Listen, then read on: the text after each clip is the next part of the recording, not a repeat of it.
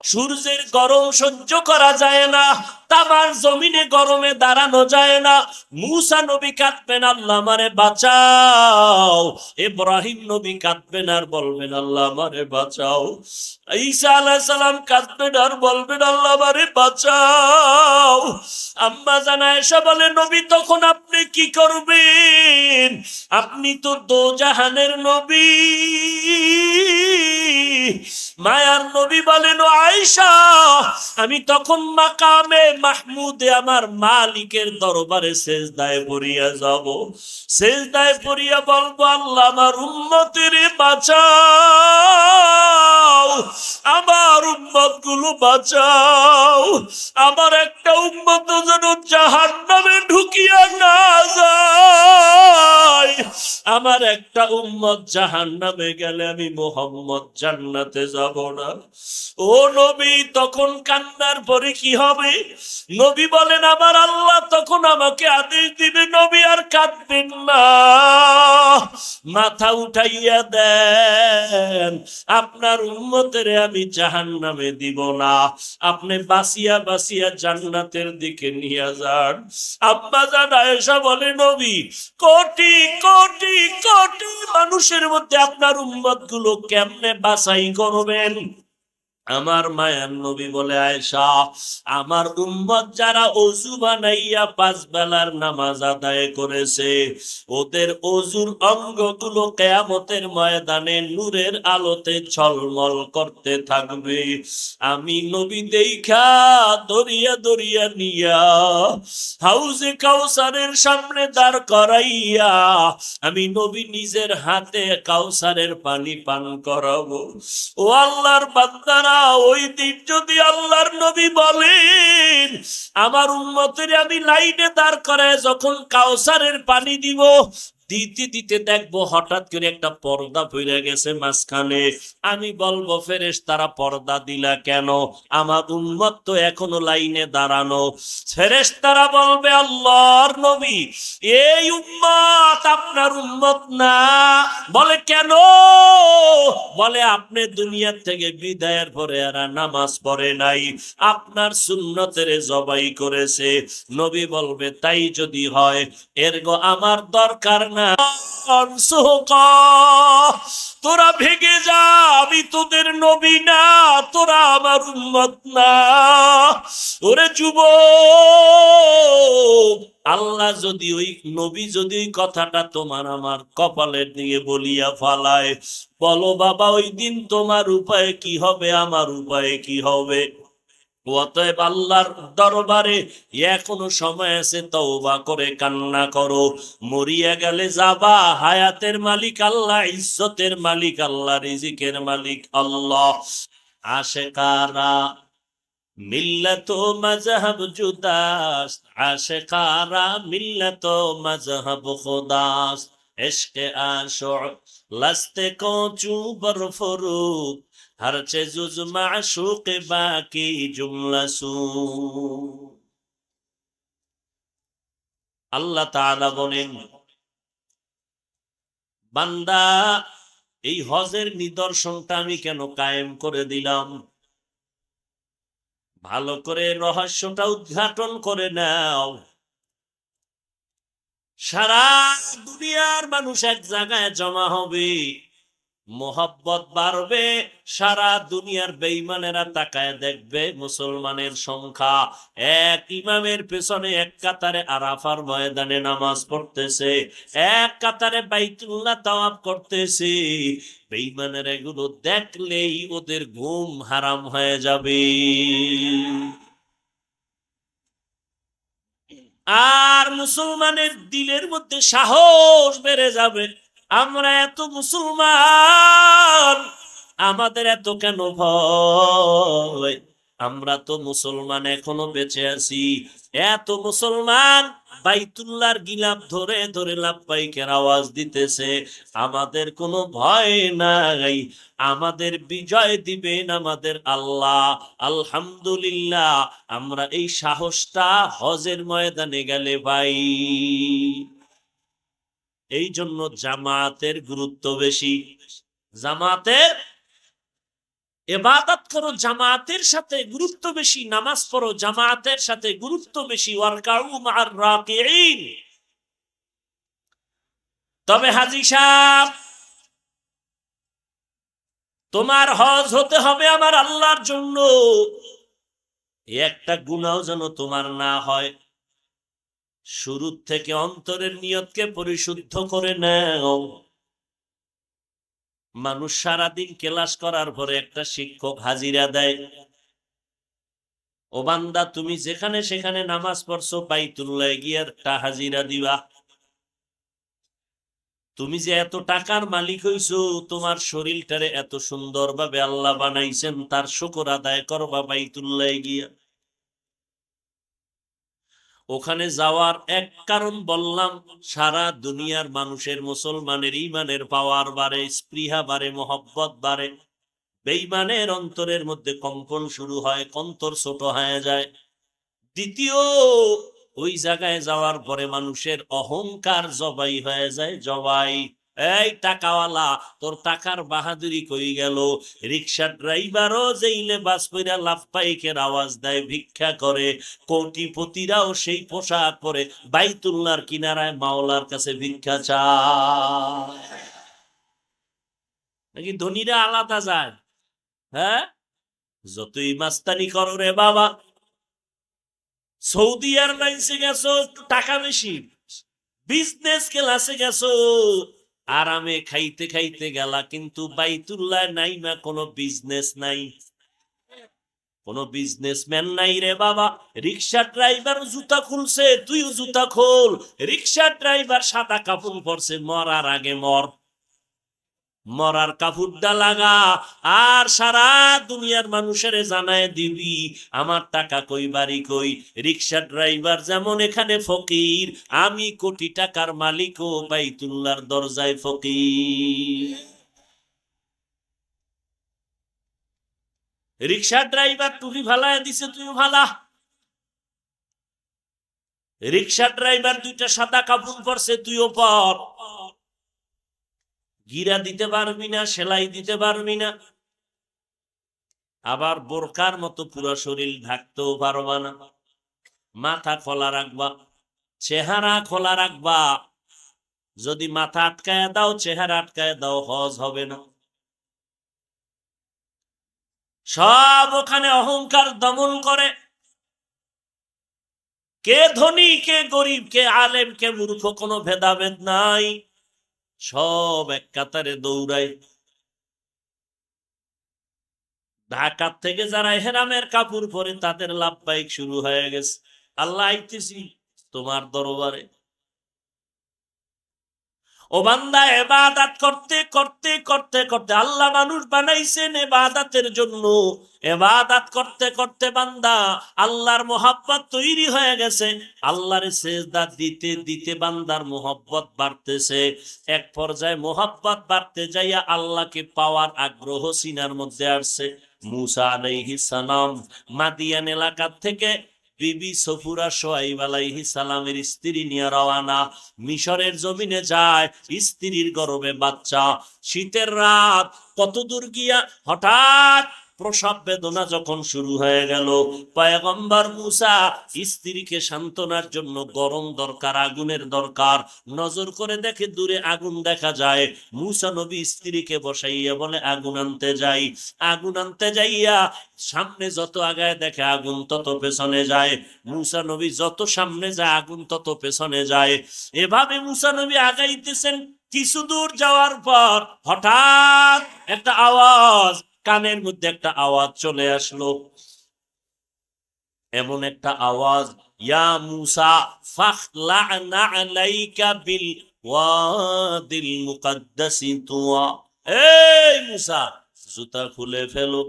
মূসা নবী বলে, মানুষ যদি আমার আওয়াজটা দিত, হয়তো ডান দিক, না হয় বাম দিক, না হয় সামন দিক, না হয় পেছন দিক, কিন্তু যে জুতা খোলার আওয়াজটা পাইলাম, চতুর্মুখী একটা আওয়াজ। আমি জিজ্ঞাসা করলাম, মান আনতা, আপনি কে? জবাব আসলো গাইবী ভাবে, আনা রব্বুক, আমি তোমার রব। কে তুমি? আমার রব। বলে হ্যাঁ আমি তোমার রব। মুসা নবী এবার কথা শুরু করলেন, জুতা খুলো, এটাও পবিত্র জায়গা, জুতা নিয়ে ওঠা যাবে না। মুসা নবী কথা বলেন, আল্লাহ জবাব দেন। মুসা জবাব প্রশ্ন করে, আল্লাহ জবাব দেয়। কথা বাড়তেছে, মোহাব্বত বাড়তেছে। কথা বলতে বলতে মোহাব্বত এমন পর্যায়ে গাঢ় হয়ে গেল। মুসা নবী ডাক দিয়া কয়, রব্বি আরিনি, আল্লাহ গো আর পর্দার আড়ালে কত কথা বলবা, এবার পর্দাটা সরায় দাও, আমি তোমার একটা নজর দেখতে চাই।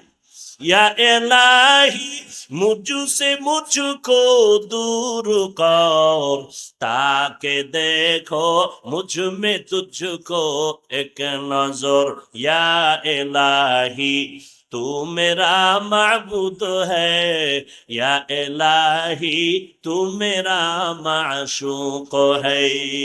আল্লাহর ইবাদত মসজিদে যাইতে যাইতে জিকির করতে করতে অন্তরের মধ্যে মায়া জন্ম হয়ে গেল।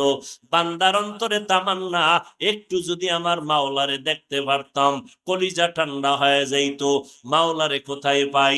সন্তান কাঁদতেছে, আমার আব্বায় মারা গেছে, আব্বারে দেখি না।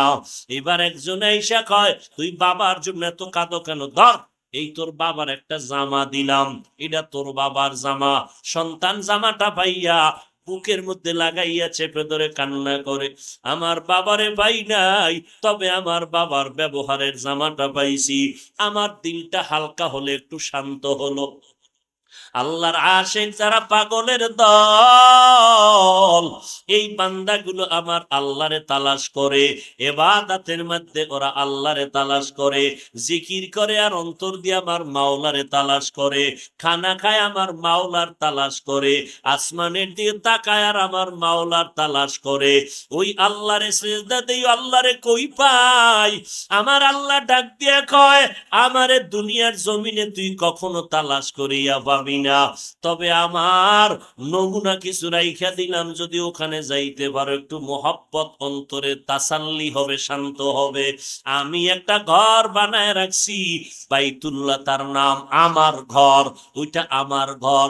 জামালপুরের মসজিদ আল্লাহর ঘর, জাতীয় মসজিদ বাইতুল মুকাররম আল্লাহর ঘর, কিন্তু আল্লাহ ডাইরেক্ট কয় নাই বাইতুল্লাহ।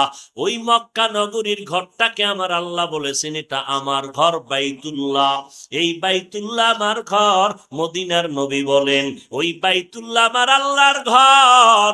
ওখানে গিয়া যদি বাইতুল্লাহর হজরে আসওয়াদ পাথরটায় চুমা খাইতে পারো, ওরে আল্লাহর বান্দা, আমার মাওলার কুদরতের হাতে চুমা খাওয়ার বরকত পেয়ে যাবি। বাইতুল্লাহর দরজাটা আর হজরে আসওয়াদের মাঝখান জায়গাটাকে মুলতাজাম বলা হয়। ওখানে গিয়া যদি সিনাটা লাগাইয়া দিতে পারো, ওই বাইতুল্লাহর দরজা আর হজরে আসওয়াদ পাথরের মাঝখান জায়গা মুলতাজাম বলা হয়। ওই জায়গায় বুকটা লাগাইয়া যদি চাপ দিতে পারো, ও বান্দা, তুই মাওলার সাথে কুদরতের মোলাকাতের বরকত পেয়ে যাবি। या इलाही तू मेरा माबूद है, या इलाही तू मेरा माशूक है। হজের নিদর্শন হলো আমার মাওলার মোহাব্বতের পাগলামি, আর কিছুই না। আমার দরবার পাগলামির দরবার। এখানে বান্দা আইসা তুই পাগলের মতো আগে সাজতে হবে, পাগলের মতো আতর লাগাইতে পারবি না। এই সাদা কাপড় পরছু, এখন আর সাবান মাখতে পারবি না, বেরাস করতে পারবি না, এখন বেশি শরীরের মধ্যে ময়লা জয়লা পরিষ্কার করতে পারবি না। কারণ আমি মাওলার দরবার বড় কঠিন, পাগলামির দরবার। কারণ এখানে আমি আর তুই, মাঝখানে কিছু নাই। এখানে তুই আর আমি, আর কিছু নাই মাঝখানে। আমি আল্লাহ তোর মাবুদ, তুই আমার বান্দা। আমি তোরে বড় আদর করে বানাইছি। আমার বাড়িতে যখন তুই আসছো, আমি আল্লাহ পাক রব্বুল আলামিন তোর জন্য দরজা খুলে দিলাম। পাগলের সুরাতটা ধইরা ল। এখানে কোনো পাগলামি সাহেব সাহেব ভাব নিয়ে চলা যাবে না। ওই বাইতুল্লাহর চারপাশে দৌড়াবি। পাগলের কাম শুধু দৌড়ানো দৌড়ানো, দৌড়াবি, তাওয়াফ করবি আর আওয়াজ দিবি লাব্বাইক আল্লাহুম্মা লাব্বাইক, লাব্বাইক লা শারীকা লাকা লাব্বাইক, ইন্নাল হামদা ওয়ান নি'মাতা লাকা ওয়াল মুলক লা শারীকা লাক। বান্দা তুমি লাব্বাইকের আওয়াজ দাও, আসতে দেওয়া যাবে না, খবরদার। মাওলার দরবারে আওয়াজ দিয়া তুমি বলতে হবে, আওয়াজকে ছোট করা যাবে না। তুমি বড় লোক মানুষ, আস্তে আস্তে বলবা, কাজ হবে না। ওখানে বান্দা জোরে জোরে আওয়াজ দিয়া লাব্বাইক বলবা। এভাবে 7টা চক্কর দিয়া মাকাম ইব্রাহিমের পেছনে গিয়া নামাজে পড়ে যাও। 2 রাকাত নামাজ পড়া আবার সফা মারওয়ায় দৌড়াও। ওই সফা মারওয়ায় 7টা চক্কর লাগাইবা। এখানে আমার হাজেরার নিদর্শন, ইব্রাহিমের স্ত্রী হাজেরার নিদর্শন।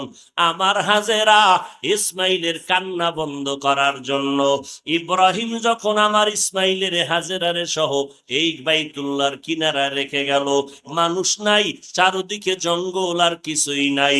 এরে পর্দার আড়ালের আম্মা জান মা হাজেরা আমার মাওলার মোহব্বতে কেমন পাগলামি করেছেন।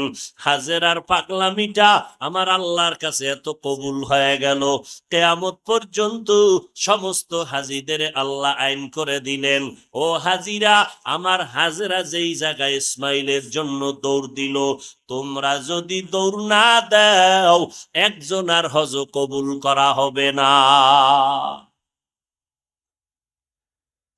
সফা মারওয়ায় দৌড়ানো। মাই কিরম ডিস্টার্ব করে কেন ভাই? সফা মারওয়ায় দৌড়ানো আল্লাহর হুকুম বটে, তবে নিদর্শন মা হাজেরা। কারণ মা হাজেরাকে ইসমাইলের সহ বাবায় রেখে যখন বিদায় হয়, চতুর্পার্শ্বে জঙ্গল, সূর্যের আলো দেখা যায় না, বাইতুল্লাহ দেখা যায় না। আল্লাহর অর্ডার, এখানে রেখে দাও। ইব্রাহিম নবীর 80 বছরের বয়সের পরের সন্তান ইসমাইল কত আদরের।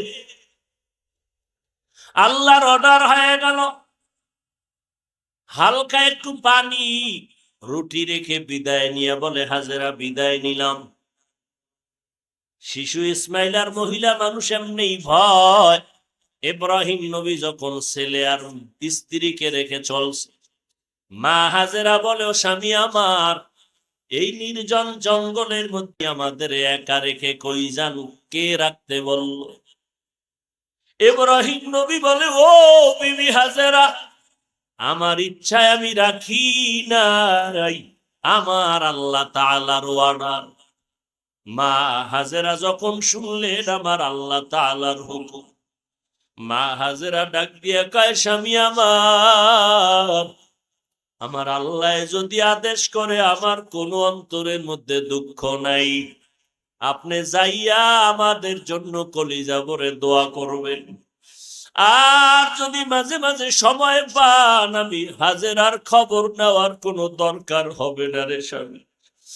ইসমাইল শিশু বাচ্চা, আমার এখানে কোনো খাদ্য নাই, পানীয় নাই, মানুষ নাই, বাড়ি নাই, ঘর নাই, কি অবস্থায় ইসমাইলের আমি রাখবো? আপনি যদি সময় পান মাঝে মাঝে এসে ইসমাইলের একটু দেখা যাইয়েন। ইব্রাহিমও কাঁদে, মা হাজেরাও চোখের পানি ছেড়ে কাঁদতেছে। ইব্রাহিম নবী আল্লাহর অর্ডার, আল্লাহর মোহাব্বত সামনে নিয়ে বান্দা সামনে আগাইয়া পাহাড়ে উঠা নিচে নামছে। নাইমা মাওলার দরবারে দোয়া করা শুরু করলো, রব্বানা ইন্নী আসকানতু মিন যুররিয়াতি বিওয়াদিন গায়রি যি যারইন ইনদা বাইতিকাল মুহাররম রব্বানা লিয়ুকিমুস সালাতা ফাজআল আফইদাতাম মিনান নাসি তাহভি ইলাইহিম। ও আল্লাহ, আমার সন্তানের তোমার অর্ডারে রেখে গেলাম, মিন যুররিয়াতি বিওয়াদি গায়রি জি যারইন, একটা ওয়ানাবাদী জঙ্গলের মধ্যে আমার সন্তানের রেখে গেলাম। আমার 80 বছরের পরের সন্তানের প্রতি কি পরিমাণ মায়া মাওলা তুমি জানো। এখানে তোমার অর্ডার মাইনা রাখলাম, তুমি আমার সন্তানদের রিজিকের ব্যবস্থা করো, থাকার ব্যবস্থা করে দিও, খানার ব্যবস্থা করিয়া দিও। দোয়া কইরা আল্লাহর নবী এবার বিদায় হয়ে গেলেন। মা হাজেরার কাছে ইসমাইল শোয়া, জঙ্গল আর কিছুই নাই।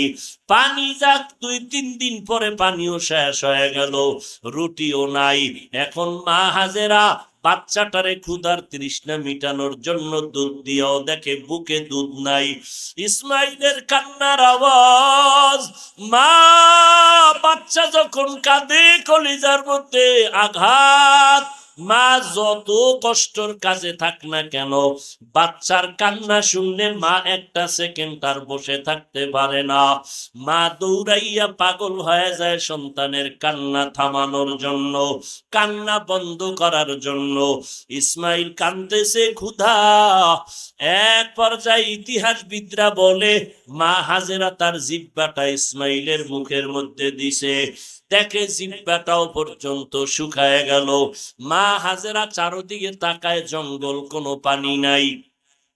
হঠাৎ সকালবেলা তাকায় দেখে একটু দূরে বোধহয় পানি পানি মনে হয়, একটা দৌড় দিছে, গিয়া মারোয়া পাহাড়ে গিয়া দেখে পানি না। সূর্যের আলো লাইগা বালুগুলো পানির মতো চিকচিক করতেছে। ওখানে দাঁড়াইয়া দেখে আবার মারোয়া পাহাড়ে পানি পানি মনে হয়। আবার একটা দৌড় দিছে, একটা দৌড় দিয়া পাহাড়ে যায়, আবার মাঝখানে সে ইসমাইলের কাছে দাঁড়ায়। ইসমাইলের মাথায় হাত দিয়ে একটু ঠান্ডা করে, আবার পাহাড়ে দৌড়ায়। এইভাবে আমার মা হাজেরা 7টা বার চক্কর লাগাইলো সাফা মারোয়ায়। আমার আল্লাহ ডাক দিয়ে কয়, রে জিবরাইল, আমি আল্লাহ সাক্ষী তোরে বানাইলাম। আমার হাজেরা যেই পরিমাণ দৌড় দিল সাফা মারোয়ায়, আমার হাজিদের জন্য কিয়ামত পর্যন্ত আমি এই দৌড়টা আমার কাছে বড় ভালো লাগছে। কিয়ামত পর্যন্ত সমস্ত হাজিদের উপরে আমি আইন করিয়া দিলাম, ও হাজিরা, আমার হাজেরা যেই জায়গায় দৌড় দিল, তোমরা যদি 7টা চক্কর না দাও, একজনের হজ কবুল করা হবে না। ইসমাইল কাঁদতেছে, মা পাগল, কি করবে মা? এইবার দেখে কান্না করে মা হাজেরাও কাঁদতেছেন। আমার মাওলার কুদরতি অন্তরে জোশ আসিয়া গেল। বান্দা যখন কান্না করে, বাচ্চার কান্নায় যদি মায়ের কলিজায় জোশ আসে, মোহাব্বতের ঢেউ আসে, ওরে বান্দা যদি কান্না করে, আমার মাওলার অন্তরে কুদরতের কেন জোশ আসবে না?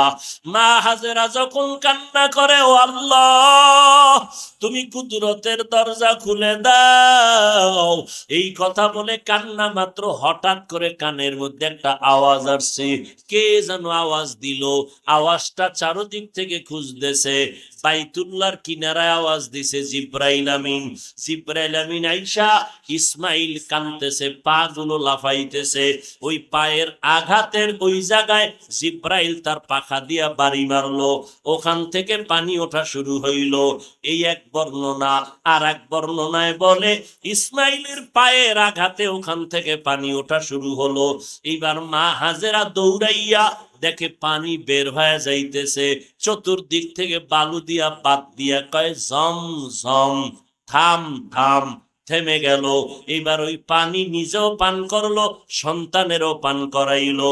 এই জমজমের পানি ওই দিন থেকে যে চালু হয়ে গেল, কোটি কোটি কোটি কোটি টন পানি দুনিয়ার মানুষ হাজিরা নিয়ে যায়।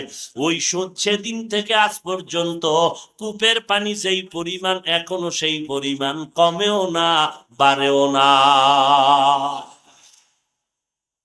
ও হাজি সাহেবরা, জমজমের পানি এত বরকতের পানি। সাহাবায়ে কেরাম আমার নবীরে জিজ্ঞাসা করেছিলেন, পয়গম্বর, এই জমজমের পানির তলা কই? মায়ার নবী বলেন, ও সাহাবায়ে কেরাম, এই জমজম কূপের তলা হলো হাউজে কাউসারের সাথে। এই জন্য জমজম পানি দাঁড়াইয়া কোনো কিছু মুসলমানের জন্য খাওয়া নিষেধ। তবে বান্দা জমজমের পানি তুমি কেবলা দিয়ে ফিরে দাঁড়াইয়া পান করো সুন্নত। এই পানি পান করলে পিপাসা নিবারণ হবে, পেটের ক্ষুধা নিবারণ হবে, রোগের ঔষধ শেফা হয়ে যাবে। হাজী সাহরা কঠিন ক্লান্ত, এক গ্লাস জমজমের পানি পান করছে, ক্লান্ত দূর হয়ে গেছে। আল্লাহ এমন বরকত রেখে দিলেন, সারা দুনিয়ার গবেষকরা একমত জমজমের পানির মতো এত বিশুদ্ধ পানি জমিনে আর মোটেও নাই। এই পানিটা আমার মাওলা কেমন সিস্টেম করে দিলেন, মদিনা মক্কা থেকে মদিনায় যাবেন, ওখানে গেলে আলাদা করে জমজমের কোনো পাইপ ডাইরেক্ট দেওয়া নাই। চেষ্টা করেছিল সৌদি সরকার, পারে নাই। একটা পাইপ নাই, ড্রাম ভর্তি করে করে করে করে পানি নিয়ে সেখানে টাঙ্কিতে রাখে, এরপরে পাইপের মাধ্যমে উম্মতের দেয়। এই জমজমের পানি, ও বান্দা তোমার কোনো যদি ঔষধ না থাকে ঘরের মধ্যে জমজমের পানি রাখবা, যত মারাত্মক রোগী হোক না কেন, আল্লাহর মোহাব্বতে যদি জমজমের পানি পান করো, তোমার সুস্থতা আল্লাহ ফিরায় দিবি। কাদের কুদরত দারি বার কামাল, আন্তা রব্বি আন্তা হাসবি যুল জালাল, তুহি কাদের জলিলুল্লাহ জাহাদার, বহরু হালি তুহি মেরা নিগাহদার। ও আল্লাহর বান্দারা, ওই হজের ভেতরে দৌড়াও, এবার কাফন বাঁধছো, মিনায় যাও, তাড়াতাড়ি রাত্রি যাপন করো। ওখান থেকে বান্দা দেরি না করে আরাফার ময়দানে চলে যাও। আরাফার খোলা ময়দানে আসমানের দিয়ে তাকাইয়া আমার মাওলার কাছে ইস্তেগফার করো আর কান্না করো, ও আল্লাহ এই ময়দান থেকে তুমি আমারে খালি ফিরাইয়া দিও না। এই আরাফার ময়দানে আল্লাহর বান্দারা খোলা আকাশে সূর্য অস্ত হওয়া পর্যন্ত কান্নার আওয়াজ। এরে নবীর উম্মতের দল, ও বাইতুল্লাহর হাজিরা, ওখান থেকে আবার হাঁটো বা যেভাবে হোক মুজদালিফায় যাইয়া রাতের বেলা পাথর টোকাও, ওখান থেকে আবার জামারাতে যাও, মিনা বাজারে যাও, ওই মিনায় গিয়া পাথর মারো, পাথর মারো, 3 দিন পাথর মারবা, পাথর মারিয়া বাইতুল্লাহ গিয়া আবার তাওয়াফ করবা, এরপরে মাথা মুন্ডাইবা, মাথার চুল ফালাইয়া হলক করবা, এরপরে কোরবানি, কোরবানি হলক টলক শেষ করিয়া এহরামের কাপড় খুলবা। মাওলার দরবারে পুরা কাজটাই হলো পাগলামির আওয়াজ। কিন্তু সাবধান, মুহাম্মদের দরবারে যখন যাবি রে হাজি, খবরদার আমার মুহাম্মদের দরবারে কোনো পাগলামি চলবে না। আমার দরবারে বহু পাগলামি করছো, এ বান্দা গোসল করো নাই, টুপি দাও নাই, জুতা পরো নাই, গেঞ্জি পরো নাই, পাগল। কিন্তু আমার মুহাম্মদের দরবারে যাবি, ওখানে পাগলামি চলবে না। এখানে তাড়াতাড়ি গোসল কইরা পরিষ্কার হ, জুতা পর, টুপি পর, এরপরে মানুষের মধ্যে একটা সুরত তৈরা আমার মদিনার রওজার যখন কাছে যাবি, জিব্বাটারে কষ্টের দিয়া বান্ধা নিবি। আমার ঘরের সামনে জোরে লাফবাইক না বললে আমি বেজার, আর আমার বন্ধুর কাছে জোরে আওয়াজ দিবি, তোর সওয়াব কাটা। নবীরে সালাম দিবি, কোনো আওয়াজ যেন না হয়। আমার নবীর দরবার বড় আদবওয়ালা দরবার। আমার নবীর দরবারে চিৎকার করে আওয়াজ দিবি না, হারাম। আর বাইতুল্লাহ যদি আওয়াজ ছাড়া লাফবাইক বলো, কবুল হবে না, কারণ আমার দরবার আওয়াজ হলো চিৎকারের আওয়াজ। এই জন্য বান্দা, আমার দরবার হলো পাগলামির দরবার, আমার দরবার মোহাব্বতের দরবার। আর মোহাব্বতের দরবারে যারা ডুব দেয়, মোহাব্বতের কোনো সীমানা থাকে না, মোহাব্বতের কোনো স্কেল থাকে না। মোহাব্বত মানুষের অন্ধ বানায় দেয়, মোহাব্বত মানুষের অন্ধ বানায় দেয়। এই জন্য জমিনের মধ্যে যারা আমার মাওলা পাকের পাগল, এদের চলাফেরা আর আমাদের চলাফেরা ভিন্ন রকম হয়ে যায়। হঠাৎ একটা চিৎকার দেয়, কিরে লোকটা এরকম করে কেন? মাওলার পাগল হয়ে গেছে। এখন তুমি তারে পাগল পাগল বইলা হিংসা করিও না, কারণ ওই বান্দা যেই লাইনের পাগল, তুমি ওই লাইনে না থাকলেও তুমি অন্য লাইনের পাগল, তুমিও পাগল। ওই বান্দার পাগলামিটা আসল, তোমার পাগলামি নকল। ওই গোপালগঞ্জ একটা জেলা আসেনি, গোপালগঞ্জ জেলার মধ্যে একটা থানা আছে টুঙ্গিপাড়া, আসেনি? টুঙ্গিপাড়া থানার পার্শ্বে আছে স্বাধীনতার স্থপতি মরহুম শেখ মুজিবুর রহমানের জিয়ারতে আওয়ামী লীগ রাজনৈতিক নেতারা দৌড়ায়, কিন্তু ওখান থেকেই 5-7 কিলোমিটারও না, 2-3 কিলোমিটার পার্শ্বে গোটা জগতের একজন ওলিয়ে কামেল শামসুল হক ফরিদপুরি রহমাতুল্লাহ আলাইহি কাউহার ডাঙ্গা মাদ্রাসায় শায়িত আছেন। যেই শামসুল হক ফরিদপুরির হুঙ্কারে আইয়ুব খান পর্যন্ত মাথা নত করেছে। শামসুল হক ফরিদপুরি কলকাতা আলিয়া মাদ্রাসায় ইংলিশ মিডিয়ামে উচ্চতর ডিগ্রি নিছেন, যথেষ্ট পরিমাণ জেনারেল লাইনও যথেষ্ট এলেমওয়ালা, আখিরাতের লাইনে এলেমওয়ালা। লালবাগ মাদ্রাসা, বিবারিয়া জামিয়া ইউনিসিয়া সহ মালিবাগ মাদ্রাসা, চৌধুরীপাড়া মাদ্রাসা, এরপরে ফরিদাবাদ মাদ্রাসা সহ সবগুলোর শিক্ষকতা করলেন। দীর্ঘদিন আল্লাহর বান্দা লালবাগ মাদ্রাসায় মুহাদ্দিসগিরি করলেন। ওই শামসুল হক ফরিদপুরি আধ্যাত্মিক জগতের রাহবার, তিনি এক বয়ান লিখতে গিয়া বলেন, আল্লাহ কয়, ও দুনিয়ার মুমিনেরা, আমি শামসুল হক বললাম, ও দুনিয়ার পাগলেরা, কারণ দুনিয়াতে যত মানুষ হলো সব পাগল, এমন একটা মানুষ জমিনে নাই যেই মানুষটা পাগল না। কেউ ক্ষমতার পাগল, কেউ চাকরির পাগল, কেউ নারীর পাগল, কেউ গাড়ির পাগল, কেউ সৌন্দর্যের পাগল, কেউ সম্পদের পাগল, আর একদল মানুষ হলো আল্লাহর পাগল।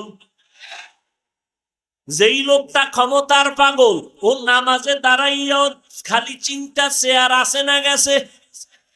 যেই লোকটা বাড়ির পাগল, 24 ঘন্টা ঘুমের ভিতর বাড়ি বাড়ি কয়া চিৎকার দেয়। যেই লোকটা নারীর পাগল, নারী নিয়ে গবেষণা, ফিকির, জিকির, নারী নারী নারী নারী নারী। ওরে নারীর পাগল যদি নারী নারী জিকির করে, বাড়ির পাগল যদি 24 ঘন্টা বাড়ির জিকির করে, ওরে যারা আমার আল্লাহর পাগল, এরা কেন আল্লাহ আল্লাহ জিকির করবে না? अल्लाह अल्लाह क्या मुबारक नाम है, अल्लाह अल्लाह आशिकू का काम है। एरे अल्लाहर बंदारा, অতএব টাকার পাগল তুমি, গাড়ির পাগল কেউ, নারীর পাগল কেউ, ক্ষমতার পাগল কেউ, টাকার পাগল। ও বাবা, আর একদল আল্লাহর পাগল। এখন তুমি চিন্তা করো কোন দিকের পাগল হইলে তোমার লাভ বেশি, চিন্তা করো। ও নবীর উম্মতেরা, বাড়ি বাড়ি পাগলামি করতে গিয়া বহু পাগল বাড়ি সাইরা খালি হাতে কবরে গেল। গাড়ির পাগলেরা গাড়ি সাইরা কবরে গেল, সাথে নিয়ে যাইতে পারলো না। ও আল্লাহর বান্দারা, নারীর পাগল নারী নারী করে করে খালি চলে গেল, এর সাথে নারী যায় নাই, বাড়ি যায় নাই, গাড়ি যায় নাই, বরং নিজের আপন জনেরা গেঞ্জিটা বেলেট দিয়া কেটে রাইখা দিল। আর যারা আমার মাওলার পাগল, যারা মদিনার পাগল, এদেরকে তাকাইয়া দেখো, কবরে যাওয়ার পর এরা আল্লাহরে পাবে, মদিনার নবীরেও পাবে। প্রশ্ন 3টা করবে, তুমি কোন দলের নেতা জানার দরকার নাই, তুমি কি পরিমাণ টাকার মালিক জানার দরকার নাই, তুমি হিন্দু না বৌদ্ধ না মুসলমান, হুজুর না হুজুর না, শ্রোতা না বক্তা, ডাক্তার না রোগী, কোনো ভেদাভেদ নাই। সবার বেলায় প্রশ্ন হবে 3টা, রবের পরিচয় দাও, ধর্মের পরিচয় দাও, রাহমাতুল্লিল আলামিনের পরিচয় দাও।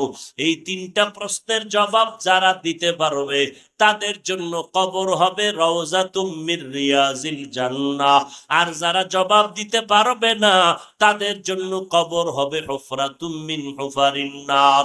ও যুবকেরা, ও বৃদ্ধ বাবাজিরা, ও পর্দার আড়ালের আম্মা জানেরা, দুনিয়াটা কিছুই না রে মা, আল্লাহর মোহাব্বত নিয়ে চলো। আমার আল্লাহর কোরআন এখনো আছে রে যুবক। তুমি স্কুলে পড়ো, কলেজে পড়ো, বাধা নাই। তুমি ডাক্তার হও, ইঞ্জিনিয়ার হও, বাধা নাই। তুমি চাকরি করো, তুমি ব্যবসা করো, আলহামদুলিল্লাহ। আমার মতো হুজুর হওয়ার তোমার কোনো প্রয়োজন নাই। তুমি স্কুলে পড়িয়া ডাক্তার হও, ইঞ্জিনিয়ার হও, চেয়ারম্যান, মেম্বার, এমপি, মন্ত্রী হও, তাতে কোনো আমাদের বাধা নাই। তবে অনুরোধ একটাই বাবা, মরার আগে আমার আল্লাহরে নিয়ে কবরে যাও, মদিনার সুন্নত নিয়ে কবরে যাও। কারণ দুনিয়া কিছুই না। স্কুলে পড়িয়া মাওলারে ভুলিও না রে বাবা। তোমার মতো কত যুবক স্কুল কলেজে পড়িয়াও এক বেলার নামাজ ছাড়ে না, আছে না নাই? তুমি পারো না কেন রে বাবা? তোমার মতো যুবক রাস্তায় গাড়ি চালায়, ড্রাইভার, আজান হয়ে গেল, গাড়ি বন্ধ করে নামাজে গেল। বলো বাবা, তুমি তো মুসলমান, তুমি আল্লাহ মানো, কোরআন মানো, নবী মানো, হাদিস মানো, জান্নাত মানো, জাহান্নাম মানো। আমগো হুজুরদের যদি অবিশ্বাস করো, ঠিক আছে, 1 মিনিটের জন্য মেনে নিলাম। আমগো হুজুর গো মানার কোনো দরকার নাই। আমার মাওলার কোরআনটা হাতে ল। যদি কও হাফিজ ভাই আরবি বুঝি না, বাংলা কিনা ল। যদি বলো টাকা নাই, মোবাইলে আজকে গিয়া সার্চ দিবি, বাংলা কোরআন লিখে ডাউনলোড কর। 114 সূরা যখন এসে যাবে, ফাঁকে ফাঁকে বালিশে মাথা লাগাইয়া 2-1টা কোরআনের সূরার তরজমা পড়বি বাংলায়। আল্লাহ পাক কোরআনে জান্নাতের বয়ান করেছেন, জাহান্নামেরও বয়ান আল্লাহ করেছেন। আজ পর্যন্ত 1500 বছর হয়ে গেল, এই কোরআনের একটা ভুল কোনো বেঈমানে বের করতে পারে নাই। বহু অপচেষ্টা করেছিল, পারে নাই তো পারেই নাই, বরং মাথা নত করে 100 কোটি বেঈমানেরা কালেমা পড়ে মুসলমান হয়ে গেল। ও জামালপুর, ও নান্দিনা বাজারের মুসলমানেরা, শিক্ষিত সমাজেরা বলো, আমার মাওলার কোরআনে কোনো ভুল আসেনি? আল্লাহর কোরআনে জান্নাতের বয়ান, জাহান্নামের বয়ান আসেনি? কে জান্নাতে যাবে, কে জাহান্নামে যাবে, তাও আমার আল্লাহ কোরআনে বলে দিলেন। ইন্নাল আবরারা লাফি নাঈম ওয়া ইন্নাল ফুজ্জারা লাফি জাহিম। আল্লাহর নেক আমলওয়ালারা জান্নাতি, যারা গুনাহ করবে তারা জাহান্নামী। এরে আল্লাহর বান্দা, এবার জান্নাতটা কেমন আরামের ঘর আল্লাহ তাও কোরআনে বয়ান করেছেন। জাহান্নামটা কেমন ভয়ঙ্কর তাও আমার আল্লাহ কোরআনে বলেছেন। ও পর্দার আড়ালের আম্মা জান, আপনার মতো এখনো বহু নারী ঘরের মধ্যে আছে 5 বেলার নামাজি। আপনাদের এত মর্যাদা মদিনার নবী দিয়ে গেলেন, আল্লাহ দিয়ে গেলেন। দুনিয়ার কোন ধর্মে নারীর মর্যাদা দিতে পারে নাই। সব ধর্মের মধ্যে নারীর উপরে জুলুম করেছে, অত্যাচার করেছে। একমাত্র ইসলাম ধর্মের দ্বারা নারীর সম্মান অক্ষুণ্ণ করেছে। ও পর্দার আড়ালের আম্মা জানেরা, আপনারা নবীদের মা, সাহাবায়ে কেরামের মা, আউলিয়ায়ে কেরামের মা, বড় বড় বড় বড় সন্তানের মা আপনারা। এসপি সাহেবের ব্যবহার ভালো, ডিসি সাহেবের ব্যবহার ভালো, ওসি সাহেবের ব্যবহার ভালো, চেয়ারম্যান এমপি সাহেবের ব্যবহার ভালো। খোদার কসম, এই ভালো ভালো যত বলো রে বাবা, এই সব ভালোর পেছনে আছে মায়ের কলিজা ভাঙ্গা অবদান। মায়ের আদর্শ ভালো, এই কারণে ওসির ব্যবহার ভালো, ওর মা ভালো এই জন্য ডিসির ব্যবহার ভালো, মায়ের আদর্শ ভালো এই জন্য চেয়ারম্যানের ব্যবহার ভালো। এরে পর্দার আড়ালের আম্মা জান, আপনাদের ভালোর কারণে সন্তান ভালো, আপনাদের চরিত্র খারাপ হওয়ার কারণে সন্তান খারাপ। ও যুবকেরা, ওই মা বাবার দোয়া ছাড়া আগাইতে পারবা না। ও পর্দার আড়ালের আম্মা জানেরা, সন্তানটাকে ডাক্তার বানান, আলহামদুলিল্লাহ। সন্তানটাকে ইঞ্জিনিয়ার বানাইয়েন, আলহামদুলিল্লাহ। দোয়া করে গেলাম, সন্তানটারে প্রফেসর বানাবেন, আলহামদুলিল্লাহ। তবে অনুরোধ, আপনার সন্তানটাকে বেয়াদব বানাবেন না। আপনার সন্তানের ব্যবহারে যেন কখনো আলেমরা কষ্ট না পায়। আপনার সন্তানের ব্যবহারে এলাকার মানুষ, মুরব্বীরা যেন কখনো কষ্ট না পায়। আপনার সন্তানের আচরণের কারণে ওর সমবয়সী যুবকেরা যেন দুশ্চরিত্রবান হইয়া না যায়। ও মা, আপনাকে সতর্ক হইয়া চলতে হবে এবং আল্লাহর কাছে আপনাকে দোয়া করতে হবে। ও বৃদ্ধ বাবাজিরা, সন্তান ঠিক মতো আপনার সেবা করে না, সম্মান করে না, হুজুরদের কাছে যেই পরিমাণ দোয়া চাইলেন এর অর্ধেক যদি আমার আল্লাহর কাছে বলতেন বাবা হইয়া, মা হইয়া, আপনার সন্তান বহু আগেই আপনার গোলামি করতে বাধ্য হয়ে যাইতো। আল্লাহকে বলবেন না, কারণ সন্তানের জন্য মা বাবার দোয়া করতে দেরি, কবুল হইতে দেরি না। ওরে পর্দার আড়ালের মা বোনেরা, অনুরোধ করে বলি, চরিত্র সুন্দর করো। ও যুবক, তুমি স্কুল কলেজে পড়িয়াও আল্লাহরে নিয়ে চলো, নামাজটা বাদ দিবা না, মা বাবার সাথে বেয়াদবি করবা না, ওলামায়ে কেরামের বিরোধিতা করে গুনাহগার হবা না, নবীর সুন্নাত অনুযায়ী চলবারে বাবা। তোমার মতো যুবক মনটারে বুঝাইবা, ওই দুনিয়ায় তোমার মতো যুবক যদি চাকরি করিয়া নামাজ পড়ে তুমি কেন পারবা না? আল্লাহর কাছে তওবা করিও, কোন দিন জানি মরণ হয় জানা নাই। এমন একটা দিন নাই যে যুবকের মরণের লাশের খবর নাই। আজকে তুমি এখানে বয়ানে বসছো, আগামীকাল এই টাইমে হতে পারো তুমি কবরের যাত্রী। অতএব এখনই তৈরি হইয়া যাও। ও যুবক, আমাদের পাগল মনে করেছো? আজকে টুপিটা মাথায় দিলে মাথা গরম হয়, তোমার থেকে কম বুঝি না, এরপরও কেন টুপি ফালাই না? দাড়িটা রাখার কারণে যৌবনের ভাব চলে যায়, বুঝার পরেও কেন দাড়ি ফালাই না? লম্বা জামা গায়ে দেওয়ার কারণে শরীর গরম লাগে, তারপরও কেন ফালাই না? একমাত্র কারণ আমার মাওলার কালাম সত্য, আমার মায়ার নবীর বাণীও সত্য। কারণ আমার মায়ার নবী এমন সত্যবাদী, 63 বছর হায়াতে একটা মিথ্যা কথা নবী বলেন নাই। ওই নবীর কথা, ওই কোরআনের কথা, একটা কথাও মিথ্যা নাই রে বাবা। ওই কবরে যাওয়ার পরে যদি গুনাহ নিয়া যায়, আমি যত বড় বক্তা হই না কেন, যদি গুনাহগার হইয়া কবরে যাই, আল্লাহর ফেরেশতারা 3টা প্রশ্নের জবাব যখন করবে, গুনাহগারের একটা জবাব দিতে পারবে না। যারা নেক আমল নিয়া, আল্লাহর মোহাব্বত নিয়ে কবরে যাবে, তারা জবাব দিবে রব্বি আল্লাহ, দীনি আল ইসলাম, আমার রব আমার আল্লাহ, আমার ধর্ম আমার ইসলাম। নবীরে দেখায় বলবে চিননি। নবীর যারা সুন্নতের আমলওয়ালা আশিক, দেখা মাত্র সাথে সাথে চিনে ফেলবে। নবীজি বলেন, আমার আল্লাহ সাথে সাথে আওয়াজ দিবেন, গাইবি আওয়াজ, ও ফেরেশতা, আমার বান্দার জন্য কবরে বেহেশতের বিছানা দাও, জান্নাতের সাথে রাস্তা বানায় দাও। আল্লাহ না করুন, নবী বলেন, যারা তওবা না করিয়া গুনাহগার হইয়া বেনামাজি হয়ে কবরে যাবে, একটা প্রশ্নের জবাবও তারা দিতে পারবে না। আমার আল্লাহ সাথে সাথে আওয়াজ দিবেন, ও কবরের ফেরেশতা, এই নাফরমান গুনাহগার বেনামাজির আর কোনো প্রশ্ন করিও না, কবরের ভেতরে জাহান্নামের বিছানাটা দিয়া দাও, আগুনের বিছানা দাও, জাহান্নামের সাথে রাস্তা বানায় দাও। আল্লাহ বলবেন, এরে কবরের মাটি, এই নাফরমান আমার দেওয়া পানি, আমার দেওয়া সূর্যের আলো, চাঁদের আলো, বাতাস, জমিনের ফসল, গাছের ফল খাইলো, নদীর মাছ খাইলো, এত বড় নিমক হারাম, একবারও আলহামদুলিল্লাহ বলে শুকর আদায় করে নাই। ওলামায়ে কেরাম পায়ে ধরে ধরে নামাজের কথা বলতো, নামাজ পড়ে নাই। এখন আর দেরি করা যাবে না, ও কবরের মাটি জোরে জোরে এরে চাপ দাও। এত জোরে চাপ দিবে পাজরের হাড় চুরমার হয়ে যাবে। আম্মা জান আয়েশা বলতেছেন, আমি একদিন দেখি মায়ার নবী আমার রুমের মধ্যে বসে বসে গুনগুন গুনগুন করে কান্না করে। আম্মা জান আয়েশা বলে, নবী কেন কাঁদেন? মায়ার নবী বলেন, ও আয়েশা, হাসরের ময়দানের ভয়ঙ্কর শাস্তির কথা মনে পড়ার কারণে কান্না করি। এমন ভয়ঙ্কর হবে হাসরের মাঠ। আম্মা জান আয়েশা বলেন, কেমন ভয়ঙ্কর? নবী বলেন এই জমিনটাই হবে কিয়ামতের মাঠ, আল্লাহর আদালত হবে সিরিয়ার জমিনে। আল্লাহ পাক সব মানুষকে উলঙ্গ দাঁড় করাবে, নারী আর পুরুষেরা সব উলঙ্গ হাসরের ময়দানে দাঁড়াবে।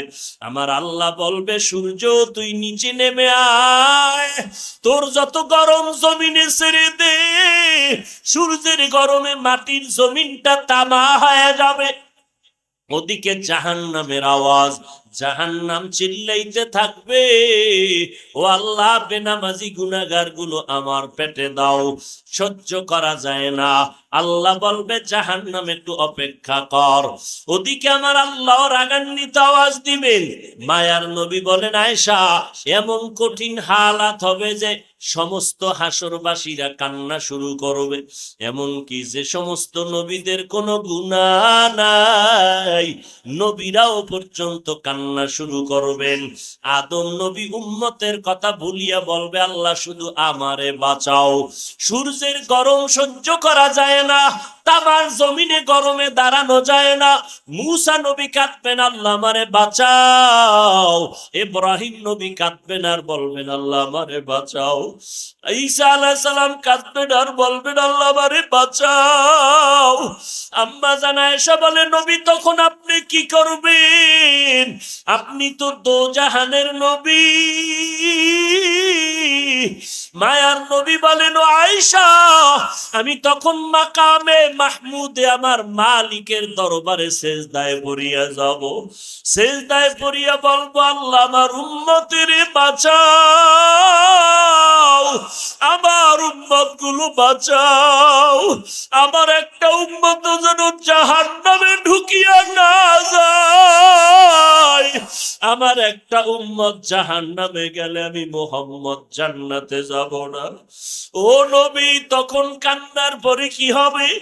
নবী বলেন আমার আল্লাহ তখন আমাকে আদেশ দিবে নবী আর কাঁদবেন না, মাথা উঠাইয়া দেন, আপনার উম্মতের আমি জাহান্নামে দিব না, আপনি বাঁচিয়া বাঁচিয়া জান্নাতের দিকে নিয়ে যান।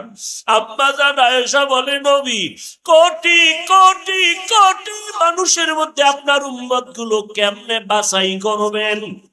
আমার মায়ার নবী বলে আয়েশা আমার উম্মত যারা ওযু বানাইয়া 5 বেলার নামাজ আদায় করেছে ওদের ওযুর অঙ্গগুলো কিয়ামতের ময়দানে নূরের আলোতে ঝলমল করতে থাকবে।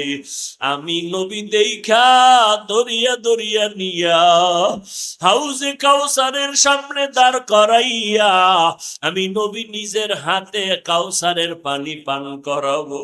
ও আল্লাহর বান্দারা ওই দিন যদি আল্লাহর নবী বলেন আমার উম্মতের আমি লাইনে দাঁড় করায় যখন কাউসারের পানি দিব দিতে দিতে দেখবো হঠাৎ করে একটা পর্দা পড়ে গেছে মাঝখানে। আমি বলবো ফেরেশতারা পর্দা দিলা কেন? আমার উম্মত তো এখনো লাইনে দাঁড়ানো। ফেরেশতারা বলবে আল্লাহর নবী এই উম্মত আপনার উম্মত না। বলে কেন? বলে আপনি দুনিয়া থেকে বিদায়ের পরে এরা নামাজ পড়ে নাই, আপনার সুন্নতের জবাই করেছে। নবী বলবে তাই যদি হয় এরগো আমার দরকার না, তোরা ভেগে যা, আমি তোদের নবী না, তোরা আমার উম্মত না। ওরে যুবক আল্লাহ যদি ওই নবী যদি ওই কথাটা তোমার আমার কপালের দিকে বলিয়া ফালায়, বলো বাবা ওই দিন তোমার উপায় কি হবে, আমার উপায় কি হবে? অতএব আল্লাহর দরবারে এখনো সময় আছে, তওবা করে কান্না করো। মরিয়া গেলে যাবা, হায়াতের মালিক আল্লাহ, ইজ্জতের মালিক আল্লাহ, রিজিকের মালিক আল্লাহ। আর কখনো নামাজ ছাড়বা না, বেপরদায় চলবা না, মা বাবারে কষ্ট দিবা না, নবীর তরিকার বাইরে চলবা না। মরিয়া গেল আর নামাজ বাদ দিবা না রে বাবা। স্কুলে পড়ো, কলেজে পড়ো, চাকরি করো, ব্যবসা করো, মা বাবার দোয়া নিয়ে নিয়ে চলো। ওই মা বাবার দোয়ার কারণে আজ আমি চেয়ারে বসছি, ওই মা বাবার চোখের পানি আর দোয়ার কারণে তুমি সম্মানের চেয়ার পাইছো, ওই মা বাবার চোখের পানি আর দোয়ার কারণে পরীক্ষায় ভালো নাম্বার পেয়েছো। ওই মা বাবারে কাঁদাইও না রে যুবক,